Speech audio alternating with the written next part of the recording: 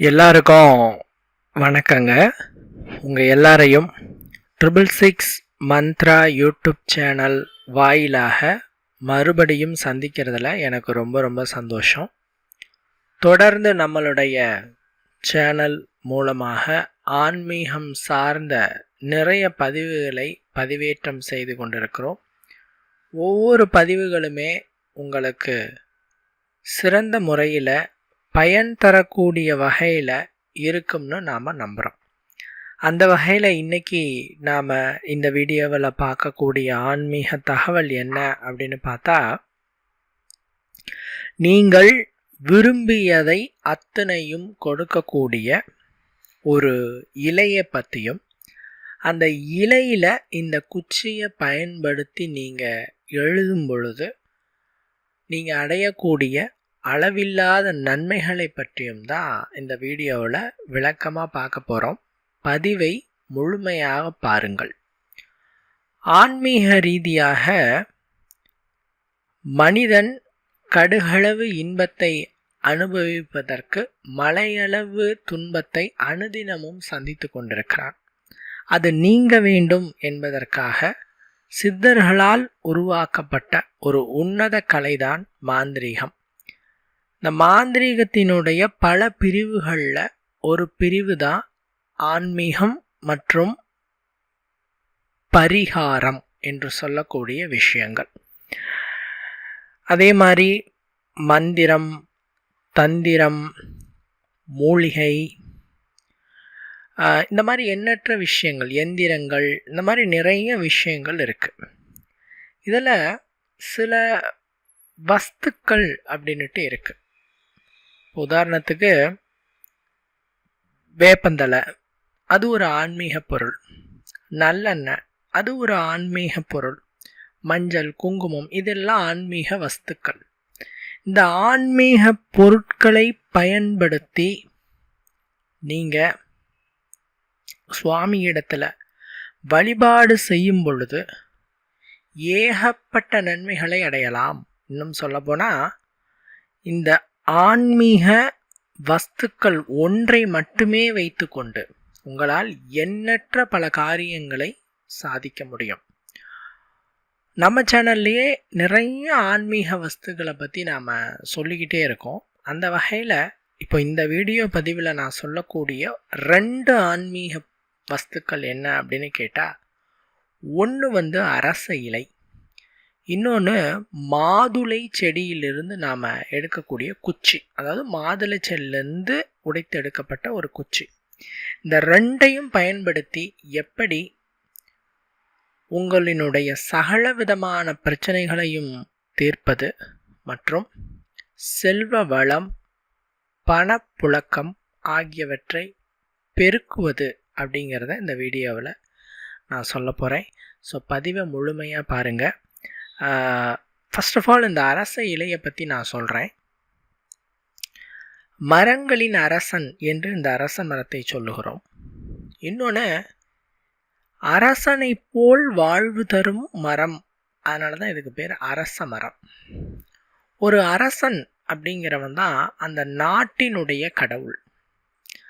அந்த நாட்டில் ஆட்சி செய்யும் அரசன் சகல விதமான சுகங்களையும் அனுதினமும் அனுபவிப்பான். ஏன்னா கடவுளுக்கு ஒப்பானவனாக அந்த அரசனை நாம் பார்க்குறோம். ஸோ அவனுக்கு எல்லா தேவைகளும் பூர்த்தியாகும். ஸோ அதனால தான் இந்த விஷயத்துக்கு பேர் ராஜவஷ்யம் அப்படின்ட்டு. இதை நாம் செஞ்சோம் அப்படின்னு சொன்னால் நாமும் அரச வாழ்வு வாழலாம். இந்த அரச வாழ்வை ஒவ்வொருவருக்கும் கொடுக்கக்கூடிய மரம் அப்படின்னா இந்த அரச மரம். அரச மரத்துக்கு அடியில் இருக்கிற பிள்ளையாரை வலம் வந்து நாம் வணங்கினோம் என்றாலும், தீபம், ஒரு ஜோடி நெய் தீபத்தை அரச மர பிள்ளையாருக்கு வெள்ளிக்கிழமை தோறும் ஏற்றிட்டு வந்தோம்னாலும் நமக்கு அரச வாழ்வு கிடைக்கும். இந்த அரச மரத்திலிருந்து பெறக்கூடிய வேர், இதை பயன்படுத்தி மை தயாரிப்பெல்லாம் செய்வாங்க. அதுக்கு பேர் ராஜவஷ்ய மை அப்படின்ட்டு பேர். ஒரு லாங் ப்ராசஸ். அரச மரத்துக்கு போயிட்டு சாப நிவர்த்தி பண்ணி காப்பு கட்டி உயிர் கொடுத்து ஆணிவேர் அறாமல் பிடுங்கி அதன் பிறகு நம்ம புனுகு, அரகஜா, கோரோசனை இதெல்லாம் நாம் போட்டு விளக்கெண்ணெய் ஊற்றி மைய அரைத்து, ஜாமங்கள் அப்படின்னு இருக்குது, எத்தனை ஜாமம் அரைக்கணுங்கிற கணக்கு இருக்குது, அத்தனை ஜாமம் அரைச்சி முறையாக மந்திர உருக்களை உருவேற்றி அதை பயன்படுத்துவோம். இதுக்கு பேர் தான் ராஜவஷ்ய மை அப்படின்னுட்டு. இவ்வளோ ப்ராசஸ் பண்ணி ஒரு ராஜவஷ்ய மையை நம்மளால் எல்லாரும் தயார் பண்ணிட முடியாது. சார், தயார் பண்ணி விற்கிறவங்க கிட்ட வாங்கிக்கலாமா? பொதுவாக இந்த மாந்திரீகம் அப்படிங்கிற ப்ராசஸ் இன்னைக்கு செய்கிறவங்களோட எண்ணிக்கையே குறைவு. அதுவும் நம்பகத்தன்மையாகவும் உண்மையாகவும் செய்யக்கூடிய நபர்கள் ரொம்ப குறைந்து விட்டார்கள். அதனால் வாங்கிறத தப்புன்னு சொல்லலை, நம்பிக்கையானவர்களிடத்தில் உண்மையான பொருட்களை வாங்கிறதுல எந்த தப்பும் கிடையாது. என்ன கேட்டால் என்ன நான் சொல்லுவேன் அப்படின்னா, அந்த ராஜ வஷ்யத்துக்கு இணையான பலன்களை கொடுக்கக்கூடிய சில ஆன்மீக விஷயங்களை நீங்கள் செய்து நீங்கள் ராஜ வஷ்ய பலன்களை பெறலாம். அதை தான் நான் இந்த பதிவில் சொல்ல போகிறேன். நீங்கள் இப்போ பார்த்துட்ருக்கிறது அரச இலைங்க.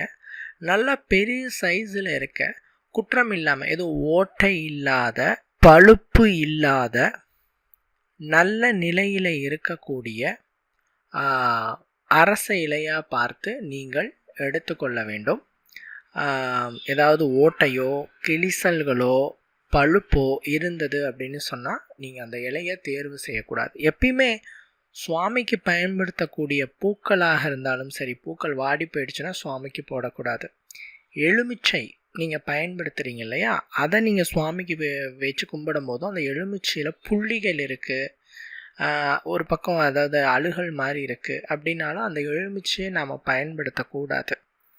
இப்போ தேங்காய் யூஸ் பண்ணுறோம் அப்படின்னா குடுமி இல்லைன்னாலும் அதை யூஸ் பண்ணக்கூடாது. இப்படி ஒவ்வொரு பொருள்களும் குற்றம் இல்லாமல் இருக்கணும், குறை இல்லாமல் இருக்கணும்.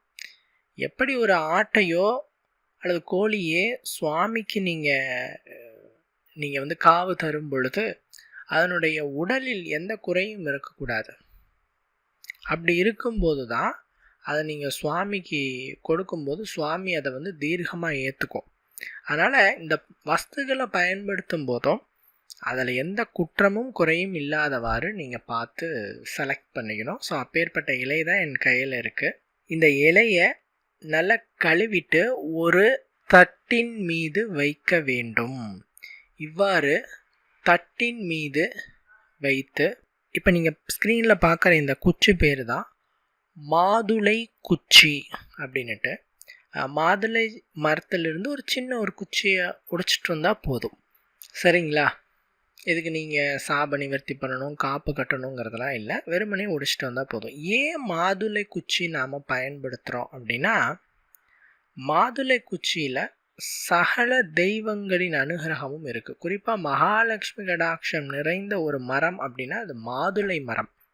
இந்த மாதுளை மரத்திலிருந்து எடுக்கப்படுற இந்த குச்சி லக்ஷ்மி கடாட்சம் பரிபூரணமாக நிறைந்த ஒரு வஸ்துவாக பார்க்கப்படுகிறது. அதனால தான் இந்த மாதுளை குச்சியை நாம் பயன்படுத்துகிறோம். இப்படி இந்த அரச இலையை தட்டில் வைத்து அந்த அரச இலையில் இந்த மாதுளை குச்சியினால் எழுத வேண்டும். எதை தொட்டு எழுதணும் அப்படின்னா, சந்தனம், சுத்தமான சந்தனத்தில் பன்னீரை மிக்ஸ் பண்ணி கலக்கி அதில் தொட்டு நாம் எழுதணும். நல்ல வார்த்தைகள் தெளிவாக எழுதணுங்கிறதுல தொட்டு நாம் நினைக்கிறத சும்மா எழுதிட்டா போதும். சில பேர் வார்த்தைகள், இப்போ வீடு வாங்கணும் அப்படின்னா அந்த இலையில் வீடு வாங்க வேண்டும்னு நல்லா தெளிவாக எழுதணுமா அப்படின்னு கேட்பாங்க. அப்படிலாம் தேவை கிடையாது. நீங்கள் நார்மலாகவே அதை தொட்டு நீங்கள் ஒரு முறை தொட்டு எழுதுனா கூட போதும், தெரியணுங்கிறது இல்லை. உங்கள் மனசில் மட்டும் நல்ல முழுமையாக தீர்க்கமாக நினச்சிட்டு அப்புறம் எழுதுங்க. சரிங்களா? அதன் பிறகு என்ன பண்ணணும் அப்படின்னு கேட்டால், இதை பூஜை அறையிலே வச்சுக்கலாம். இதை எப்போ செய்யணும் அப்படின்னு கேட்டால், எப்பொழுது வேணுனாலும் செய்யலாம். ஆனால் செய்ய தொடங்கிய நாளிலிருந்து தொடர்ச்சியாக 11 நாட்கள் செய்ய வேண்டும். இப்போ நீங்கள் வெள்ளிக்கிழமை ஆரம்பிச்சிங்கன்னா அதை தொடங்கின 11 நாள் வரைக்கும் செய்யணும். வெள்ளிக்கிழமையிலேருந்து 11 நாள் செய்யணும். எந்த நாளில் வேணாலும் தொடங்கலாம். என்றாலும் வளர்பிறையில் ஒரு செவ்வாய் வெள்ளிக்கிழமை பார்த்து ஸ்டார்ட் பண்ணுங்கள். சரிங்களா? எந்த டைமிங் அப்படின்னு பார்த்தீங்கன்னா, காலையில் பிரம்ம முகூர்த்தம் அப்படின்னு சொல்கிறோம், 3 to 5 இந்த டைமில் குளித்து முடிச்சுட்டு செய்யலாம். இப்படி நீங்கள் அதை இலையில எழுதிட்டு அந்த இலை அப்படியே இருக்கலாம். 11 நாட்களும் அந்த இலையிலேயே நீங்கள் எழுதுங்க. 11 நாட்களும் அந்த இலையிலேயே நீங்கள் எழுதலாம். இலை வந்து வாடிடுச்சு அப்படின்னா நீங்கள் ஒரு கவலையும் பட தேவையில்லை. ஏன்னா 11ஆவது நாள் முடிவில் இந்த இலையை ஓடக்கூடிய தண்ணீரில் விட்டுவிட வேண்டும், அல்லது பூச்செடிக்கு அடியில் போட்டு விடணும், அல்லது கால் மிதிப்படாத இடத்துல போட்டு விடணும். சரிங்களா? வெரி சிம்பிளான ஒரு பரிகாரம் தான். இந்த குச்சையும் அந்த தண்ணீரில் போட்டு விடுங்கள், அல்லது பூச்செடிக்கு அடியில் போட்டு விடுங்கள். சார் இதை யார் சார் பண்ணலாம்? இதை பெண்கள் செய்வது சிறப்பு. ஏன்னா ஒவ்வொரு வீட்டின் ஸ்திரீ தான் அந்த வீட்டின் மகாலட்சுமி. ஸோ அவர்களுடைய கையால் இதை செய்யும்போது இன்னும் அதீத பலன்களை நீங்கள் அடைவீர்கள். அதாவது ஆண்கள் செய்யக்கூடாதா அப்படின்னு அப்படி இல்லை, செய்யலாம். பட் உங்கள் வீட்டில் செய்கிறீங்க அப்படின்னு சொன்னால், உங்கள் வீட்டில் பெண்கள் இருக்காங்க அப்படின்னு சொன்னால் அவர்களின் கையால் செய்ய வைப்பது சிறப்பு. சரிங்களா?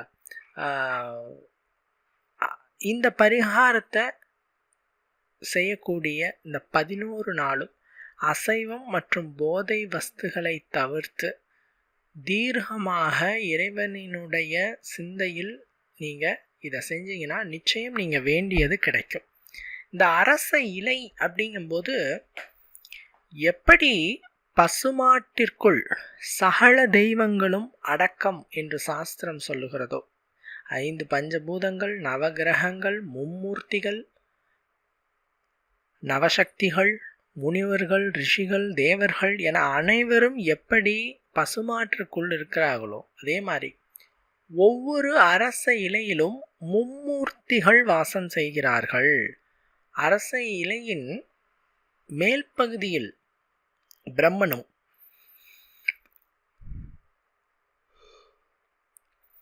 நடுப்பகுதியிலே விஷ்ணுவும், கீழ்ப்பகுதியிலே அதாவது நுனி பகுதியிலே சிவனும் வாசம் செய்வதாக ஐதீகம். அதனால் ஒவ்வொரு அரச இலையும் நமக்கு அதீத நன்மைகளை பெற்று கொடுக்கக்கூடியது.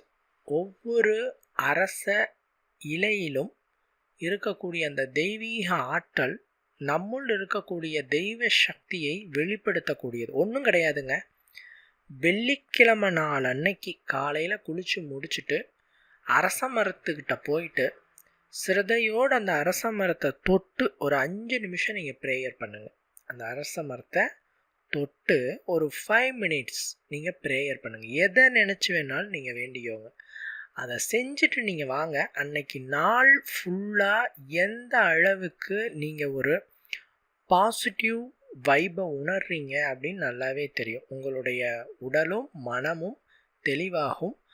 ஒரு ஆன்மீக உணர்வு உங்களுக்குள் அந்த நாள் முழுவதுமே ஏற்படும். இது உறுதியான ஒரு விஷயம். இது ஒன்று. ரெண்டாவது, பால் வார்ப்பது. அரச மரத்துக்கு பால் வார்க்கக்கூடிய ஒரு விஷயம் ரொம்ப விசேஷம். அதுவும் வெள்ளிக்கிழமை சுக்கிரஹோரையில் அரச மரத்துக்கு பால் ஊற்றி அந்த அரச மரத்தை சுற்றி வழிபட்டோம், அரச மரத்து பிள்ளையாரை சுற்றி வழிபட்டோம் அப்படின்னா சர்ப்பதோஷம் நீங்கி, அதே நேரத்தில் குழந்தை பாக்கிய தடைகள் நீங்கி, இன்னும் சொல்லப்போனால் ஜாதகத்தில் இருக்கக்கூடிய ராகு கேது சம்மந்தப்பட்ட அத்தனை தோஷமும் விலகும். நவகிரகங்களில் இந்த ராகு கேதுக்கான தோஷ நிவர்த்திக்கு வழிபடுபவருக்கு பார்த்தீங்கன்னா விநாயகர். அதுவும் அரச மரத்து பிள்ளையாரை வழிபட்டீங்க அப்படின்னா அந்த ராகு கேது தோஷம் கதிரவனை கண்ட பனி போல நீங்கிவிடும். இந்த பாலை அரச மரத்துக்கு லைட்டாக சும்மா கொஞ்சமாக ஒரு 1/4 கிளாஸ் கூட போதும்.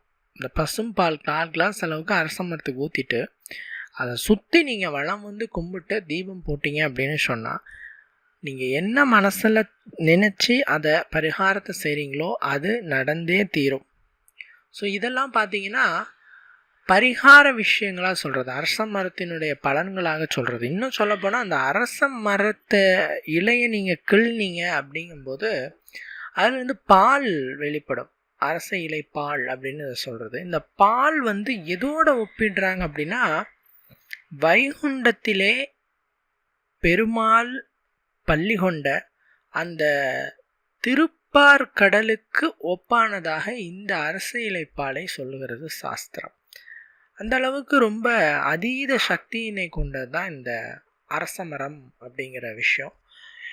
இன்னும் சொல்லணும்னா உங்கள் குழந்தை ஜனிக்குது அப்படின்னு சொன்னால், உங்கள் வீட்டில் குழந்தை ஒன்று ஜனிக்குது அப்படின்னு சொன்னால் அருகில் இருக்கிற கோயிலுக்கு போயிட்டு ஒரு அரச மரத்தை நட்டு வைக்கிறது ரொம்ப விசேஷம். அந்த அந்த அரச மரத்தை அந்த குழந்தை பேர் சொல்லி நீங்கள் வளர்க்குறதும் டெய்லி அதற்கான தண்ணீரை ஊற்றுவதும் ரொம்ப விசேஷம்.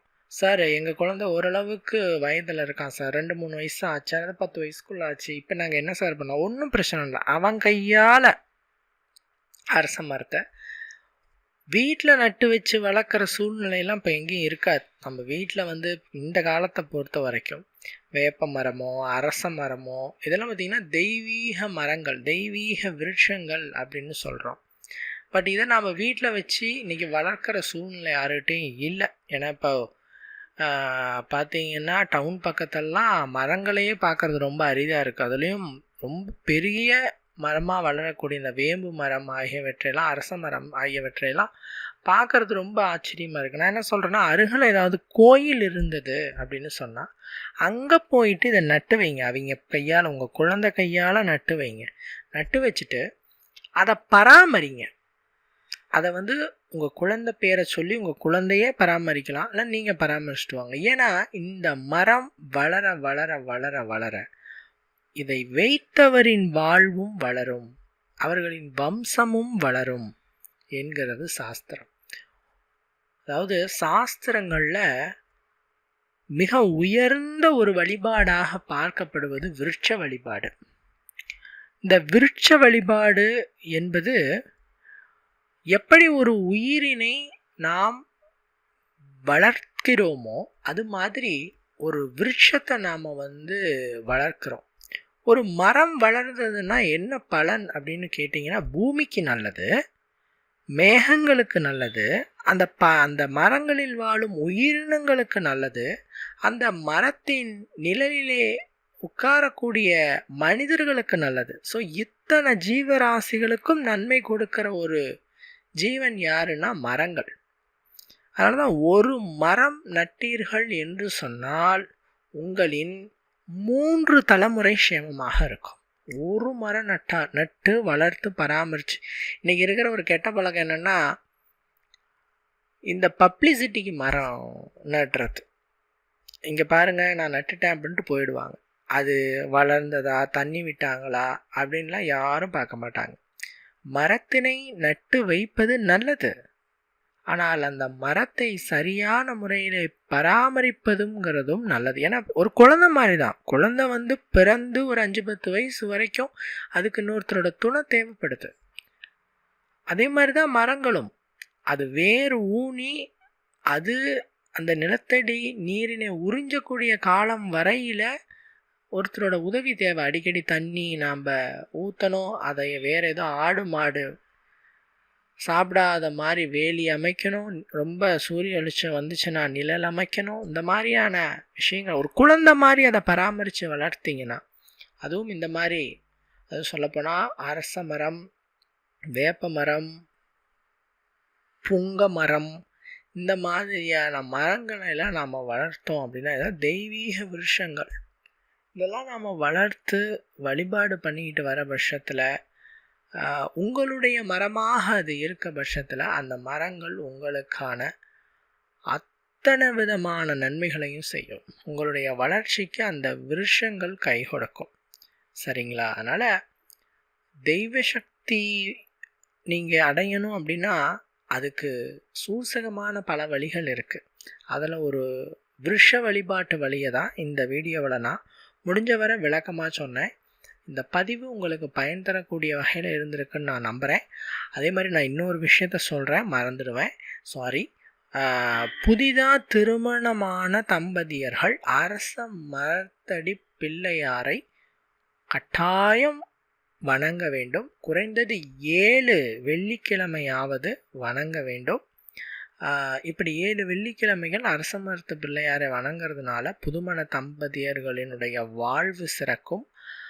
அவர்களினுடைய திருமண வாழ்வில் எந்த இடையூறும் வராது. குழந்தை செல்வம் நல்லபடியாக கிடைக்கும். 16 செல்வங்களும் அவர்களிடத்தில் வந்து சேரும். கல்யாணமாகி அடுத்து வரக்கூடிய வெள்ளிக்கிழமையிலிருந்து 7 வெள்ளிக்கிழமை தொடர்ச்சியாக காலையில் பிரம்ம முகூர்த்தத்துலேயோ அல்லது ஒரு 6 மணிக்குள்ளார போயிட்டு அரச மரத்தை கும்பிட்டுட்டு 2 தீபம் நெய் தீபம் ஏற்றிட்டு தம்பதி சமயோஜினராய் அரச மரத்தை 3 முறை வலம் வந்து வணங்கினீங்கன்னா க்ஷேமங்கள் அதிகமாக கிடைக்கும். வாழ்நாள் முழுவதும் அந்யூன்யமாக இருப்பீர்கள். கண்டிப்பாக இவ்வளவு நேரம் பொறுமையாக நம்மளுடைய வீடியோவை பார்த்தமைக்கு ரொம்ப நன்றி. இன்னொரு வீடியோவில் உங்களை சந்திக்கிறேன். நன்றி, வணக்கம்.